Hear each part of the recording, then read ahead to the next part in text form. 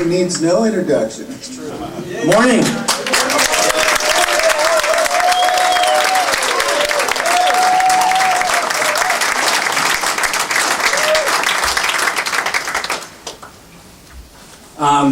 Last night was amazing. I'm personally not a fan of panels. I don't like listening to them, and I hate being on them.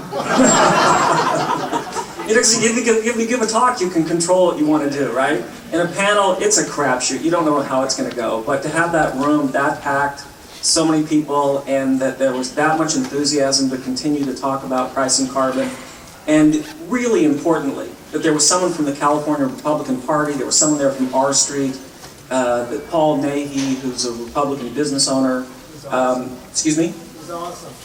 Was awesome. Yeah, he was awesome. So I think that, again, what we should start today with is just to appreciate the people who organized that and today. So if you were one of those key people, if you could just stand up so we could recognize you again.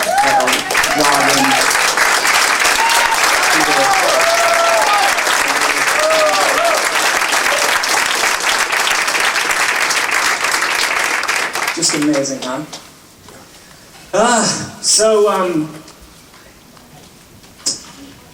I took all of my travel off my schedule for March because my daughter is due March 9th. And so it's been really great because Madeline and the other people have handled the other regional conferences, and I told them to be home. And so, I gave Jerry all my talking points for yesterday in case I had to go home and blah, blah, blah, blah. So we do the panel last night. I get home, I call my wife, and she said that our daughter was in the hospital for 4 hours with contractions. And, everything was just light contractions, and she went home. But what I was so moved by is my family knows how important this is. And so any of them could have called me, but they didn't, because they know what we're doing is important. And that was kind of a really cool way to end the night after that remarkable event. So, how many of you were at the national conference last year? Okay, so if you were at the conference, you may have remembered that when Bob Inglis was starting his remarks, he asked what he thought was a fairly obscure question. And that question was, does anybody know what a border adjustment is? Remember that? And every hand in the room went up. There isn't, I don't think any group of people anywhere in the world where you ask that question and everybody raises their hand and they're like, yeah, you want me to come up and talk about it? So that's an important piece that we've been working on. And that piece is being the most prepared people that go to work on, when we sit down with members of Congress, when we speak in public, when we speak with the media. But we need to continue to work on one other aspect also. And that is this piece. Your great friend and hero, Albert Einstein, once said, "The world we have made as a result of the level of thinking we have done thus far creates problems that we cannot solve at the same level we created them at." He said, "The world we have made as a result of the level of thinking we have done thus far creates problems that we cannot solve at the same level we created them at." And I think that's a really crucial piece of what we're doing also. I don't think we just need to be the best prepared organization on this issue. I also think we need to be the most thoughtful. That we also always need to be challenging our own biases. We need to be proving that we are good listeners. I think that panel was so important last night. There was nothing contentious about that. The question was, could progressives and conservatives agree on or work together on a price on carbon? That was displayed that it could happen last night. And I think we need to be constantly pushing and working on that, okay? Okay, so I want to just tell you, just give you a brief update about how things are going. So as you know, we had another just wild, crazy year, right? We started halfway through the year with 5,000 volunteers, we ended with 11,000. We've got something like 244 chapters now. We can't seem to stop the international development. It's that stupid Jim Hansen. We really tried to resist having groups around the world because we didn't want to do CCL light. We didn't want to have groups pop up and then not be able to provide the kind of support that I think is what we do. But every time he'd go give a talk, he'd say, "You have to do this." So people are calling us from Scotland and Australia, and so now we've got this, really interesting groups. And Joe Robertson does group leader calls at 2 in the morning and 7 in the morning so that it can accommodate the Australians or the Asians. And I don't know how many of them will actually make it to the conference this year, but it's just a really exciting part of what we're doing. 15 countries, yeah. What's that? Instead of contractions like your daughter has, we're having expansions. Yes, exactly. We're having expansions. We cover everything. Let me just also say that I love that we set a whole new standard here. Every region kind of has its own thing. It's just that in this region, we start the conference 10 minutes early. I think one of the things that people like about this organization is we start and end on time, and then we start even early. That's phenomenal. We had a fantastic fundraising year. We went for years of running the organization on $350,000 a year, $300,000 a year. Then 2 years ago, we raised $900,000, which was huge, because we really did need to bring more people on. It just wasn't funny to me anymore that there were 300 emails in my inbox every day. I was like, "Oh, look how big we are." It sucks. And then we set what seemed like a ridiculous, ambitious goal, and actually talked to a fundraising consultant about what we thought we would do, and we said we want to raise $1.5 million, and she said, "Given the resources you have and that you have one development staff, there's no way. Go ahead and go for it, but that's an idiotic goal," and then we did it. So that was phenomenal. And one of the things that helped us do that, Tony, do we have that stand up? Yeah. Okay. So, as you know, we try and run everything as just a complete bare bones operation. Is there someone handing them out on that side also? It'd be great if someone... Oh, there's some flyers over there? We do everything where everything we do is essentially done by some volunteer who can step up and say, "I can do it." Occasionally we go out and spend a little money, and this time we did, and I think it was worth it. So we actually went to an organization and had them develop a brochure for us. And I just want to walk you through it real quickly once everybody has it in their hand. So I think if you look at this real quickly, you'll see this was probably worth the investment of us going to a firm. So you see it says Save the Climate Campaign. If you open it up, you see a father, a husband and a wife and their daughter, just very positive. The picture of us all on the Capitol. If you turn to the next page, I don't know where we found this, the greatest picture of Marshall we've ever found. You turn the page again, they just did a really nice job of graphing the letters to the editor, the outreach, meeting with federal legislators, op-eds, and again, you see a very positive picture there. And then the next page, you'll see what we have created is a $20 million campaign over 5 years. And then it just lays out some of the things we want to raise money for.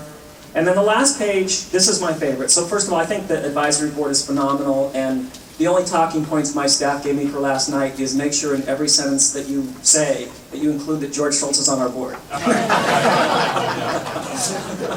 In case I haven't mentioned that, George Schultz is on our board. Okay, then the last thing here on the last page. So the first foundation that contributed significantly to our conference, I consider to be a pretty good friend and mentor to us. And they've been really, really helpful. And they've said, here's how you approach other foundations, and we've gotten really close with them. And tragically, our connection there, last year his 5-year-old daughter, surprisingly, out of nowhere died. And so Lucas brought his 8-year-old son to the conference in just an attempt to try and help to heal himself and the family.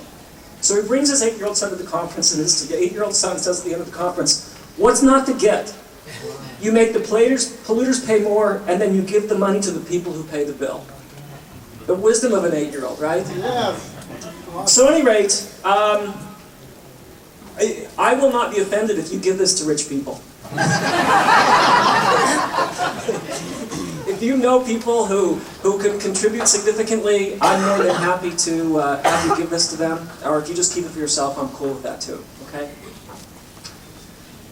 All right. So I want to talk about kind of phase 2 of our efforts now. we have done a really good job of shifting the national narrative regarding pricing carbon, and you see it everywhere. Of the 5 bills that were introduced in Congress last year, all of them reflected something we were trying to do. 4 of them were a fee on carbon. The one that wasn't, Van Hollen's cap and dividend bill, had 100% of the revenue going back to households. So, and you see people speaking up everywhere. Now 4 Republican EPA administrators can speak up. You see people who wanted to say something for a long time, the Hank Paulsons of the world, who have room to speak up. You know, I'm driving to have dinner with my wife one Friday night, and NPR's having its wrap-up with E.J. Dionne and David Brooks, and it's follow-up from the UN meetings, and they're talking about, oh, okay, yeah, thank you. There's a lot of things I need help with in life. You know, Tony knows that I am so challenged at things like getting on the BART, that what he said tonight is when we're done, I will walk you down to the BART station, I will walk you up to the train you need to get on, I'll make sure you get on the right train. And if I need to go to where you transfer, I'll do that also. So thank you for that little piece. Okay.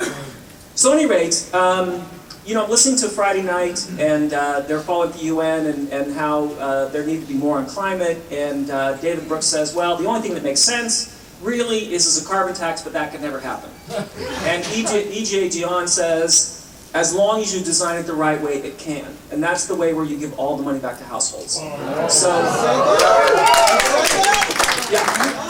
yeah, it was the Friday night wrap-up that you hear on NPR between E.J. Dionne and David Brooks, which is phenomenal, because you have 2 people who don't lend themselves to hyperbole, don't do the whole character assassination thing, they just look thoughtfully at issues.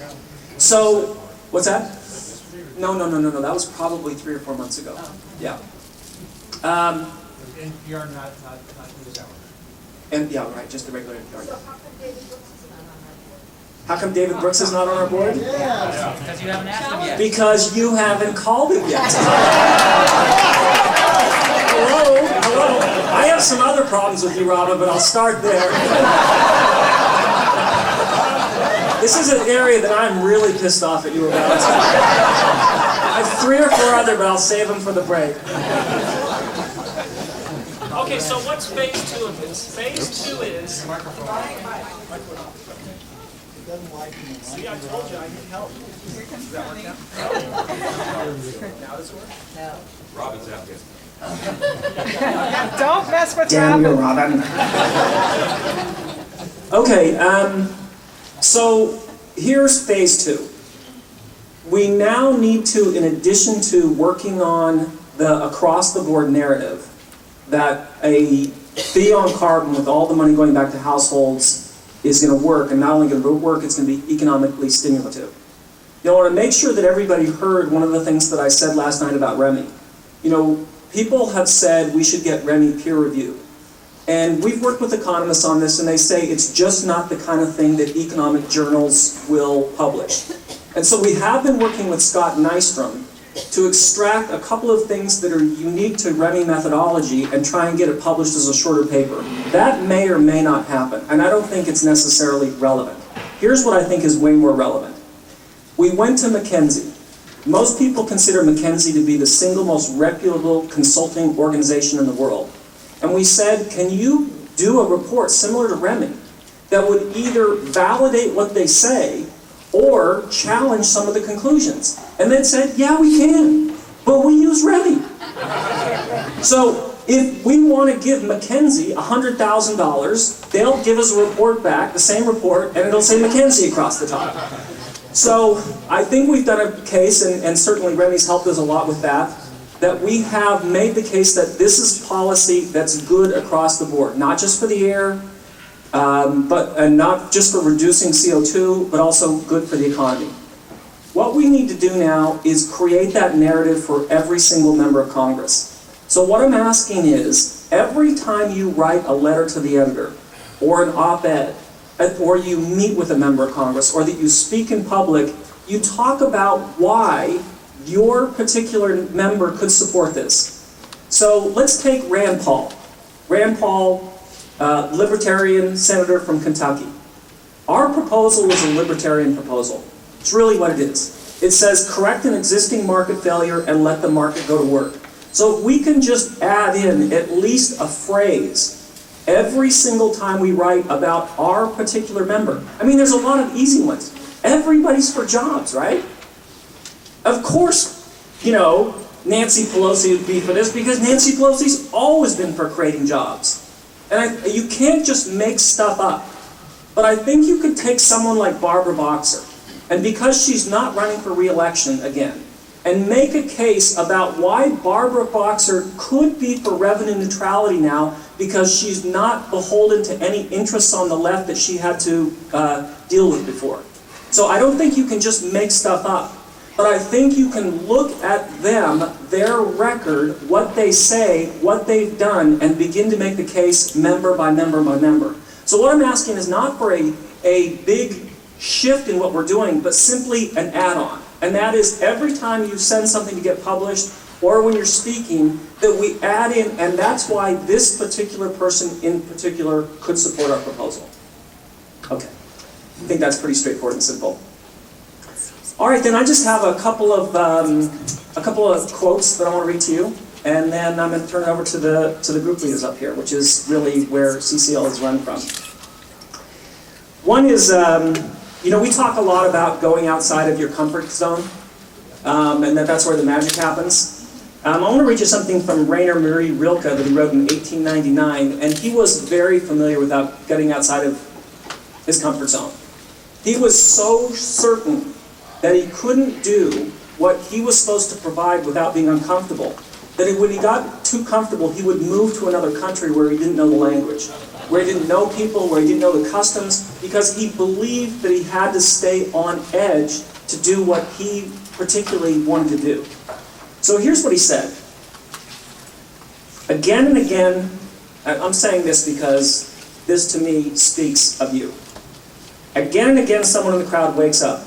He has no ground in the crowd, and he emerges according to much broader laws. He carries strange customs with him and demands room for bold gestures. The future speaks ruthlessly through him. The future speaks ruthlessly through him.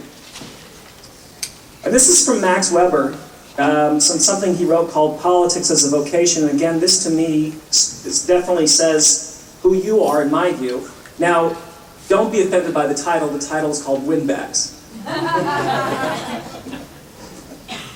Nevertheless, he says, and I'm gonna because he wrote it quite a while, I'm gonna modify it where he says he, I'm gonna say he and she.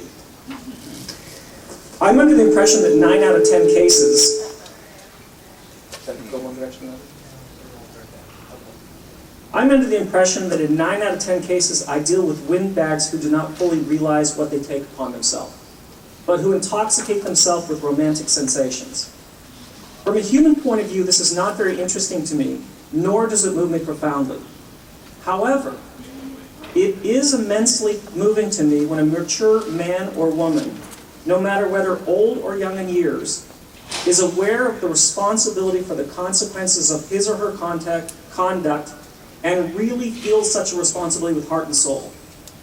He or she then acts by following the ethic of responsibility. And somewhere he reaches a point where he says, "Here I stand, I can do no other."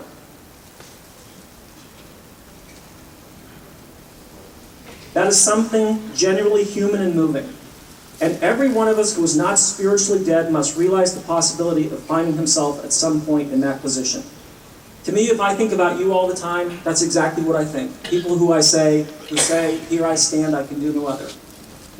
Sometimes you have good days, sometimes you have bad days, sometimes things go your way, sometimes things you don't go your way, but there is no question what your response is going to be, which is whatever we need to do to move the political will forward. Okay? Okay, thank you so much.